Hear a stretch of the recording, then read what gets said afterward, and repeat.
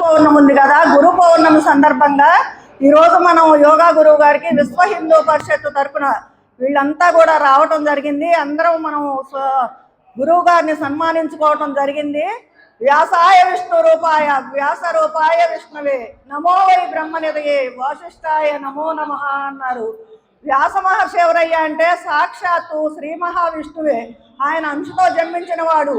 వ్యాస మహర్షిని మనం చూసామంటే చూడలేదు.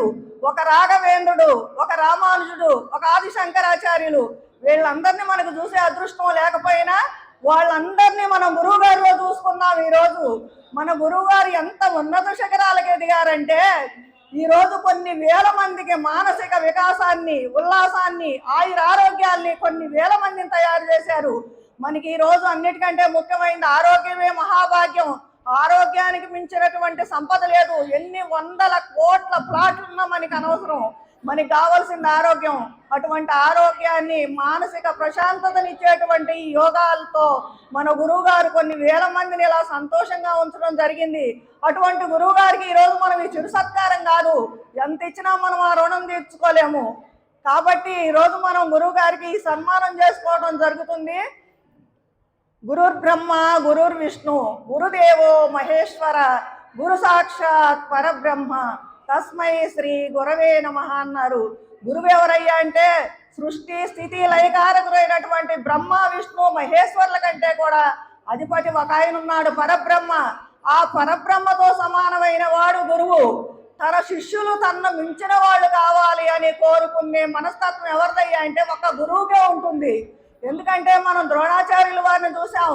ఏకలవ్యుడిని, అర్జునుడిని చూసి ద్రోణాచార్యుల వారు ఎంత పొంగిపోయారో మనకు తెలుసు. అటువంటి మనస్తత్వం ఒక గురువుకే ఉంటుంది. తన శిష్యులు తనను మించిన వాళ్ళు కావాలి అని. ఏ వృత్తిలో ఉన్నా, ఈరోజు ఒక కలెక్టర్ అయినా, ఒక గవర్నర్ అయినా, ఒక రాజకీయ నాయకులైనా, ఆఖరికి దేశానికి ప్రధానమంత్రి అయినా సరే గురువు ముందు ఎప్పుడు ఆయన లఘువే. గురువుకు మాత్రం ఎప్పుడు చేతులెత్తి నమస్కారం చేయాల్సిందే. ఎందుకంటే ఎవరు ఎంత మహోన్నత స్థితిలో ఉన్నా వాళ్ళని తయారు చేసింది ఎవరయ్యా అంటే గురువే. కాబట్టి గురువుకి ఎప్పుడు కనపడగానే చేతులెత్తి నమస్కారం చేయాలి.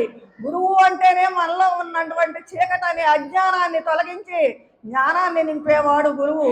కాబట్టి గురువు రుణం మనం ఎన్ని విధాలుగా చేసినా తీర్చుకోలేము. కాబట్టి ఈరోజు ఈ చిరు సత్కారంతో మనం సరిపెట్టుకుంటున్నామే తప్ప ఆ గురువు గారి రుణం మనం తీర్చుకోలేంది. ఎన్ని జన్మలెత్తినా, ఎన్ని చేస్తున్నారు గురువు గారు. ఈరోజు ఈ సుదర్శన హోమం ఏంటి, ఇది ఎవరికి సాధ్యం అవుతుంది?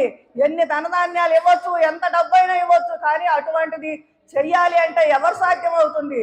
అటువంటి మహోత్తరమైనటువంటి కార్యక్రమాన్ని చేపట్టారు గురువు గారు. ఆయనకి మనం ఎంత చెప్పినా అది తక్కువే. కాబట్టి ఇటువంటి గురు పౌర్ణమి సందర్భంగా ఇలా మనం గురువు గారిని సత్కరించుకునే అదృష్టం మనందరికీ దక్కటం మనం ఎంతో గర్వకారణంగా భావిద్దాం.